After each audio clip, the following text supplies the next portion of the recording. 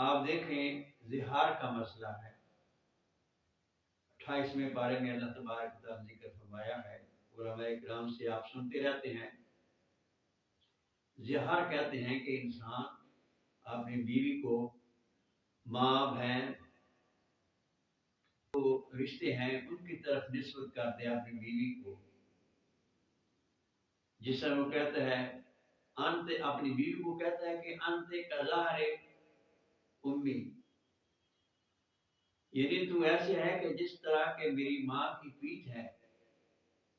یعنی ماں کے ساتھ نسبت دیتا ہے، یعنی آپ اس کو کہتا ہے کہ تو میرے پہ اس طرح حرام ہے کہ جس طرح میری ماں۔ تو گویا کہ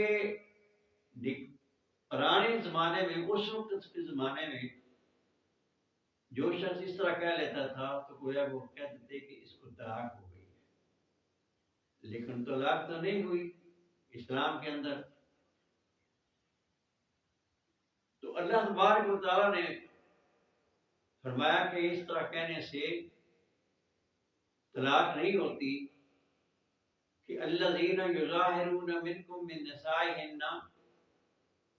ما ہن امہاتہم ان امہاتہم الا ولدناہم الا اللہ ولدناہم، یعنی مائیں تمہاری وہی ہیں جن کا تم نے دودھ پیا ہے، جنہوں نے تمہیں جنا ہے، وہ تمہاری مائیں۔ بیوی کو ماں کہہ لینے سے ماں بن نہیں جاتی، تو گویا کہ اس وقت کہنے سے یہ ہوتا تھا کہ بیوی کو کہنے سے وہ کہتے تھے کہ اس کو طلاق ہو گئی ہے۔ تو خولہ نامی عورت تھی جس کے خاوند نے، اوس بن ثابت نے کہہ دیا تھا خولہ کو کہ تو مجھے ایسے ہے کہ جس طرح کہ میری ماں ہے، تو وہ نبی پاک صلی اللہ علیہ وسلم کے پاس آپ نے اس واقعہ کو، اس قصے کو لے کر گئی، تو عرض کرنے لگی یا رسول اللہ صلی اللہ علیہ وسلم، میرے خامن نے مجھ کو اس طرح کہہ دیا ہے، میرے بچے ہیں، میں کیا کروں؟ تو اس وقت کوئی حکم نہیں آیا تھا،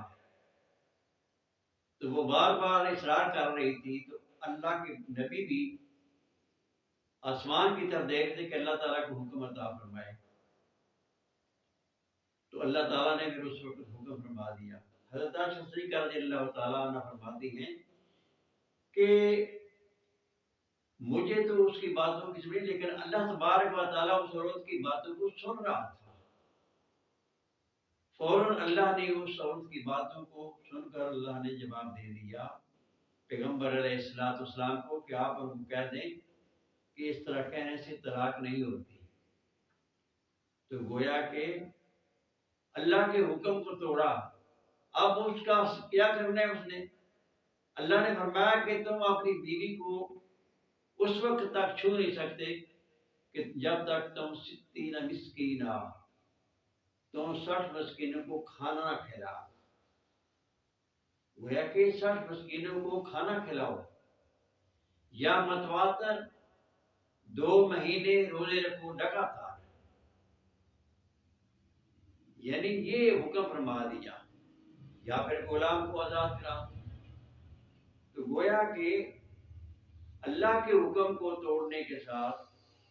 جب کوئی نافرمانی کرتا ہے تو اللہ پاک فرماتے ہیں کہ تم غریب اور مسکینوں کو راضی کرو تو پھر میں تم سے راضی ہو جاؤں گا۔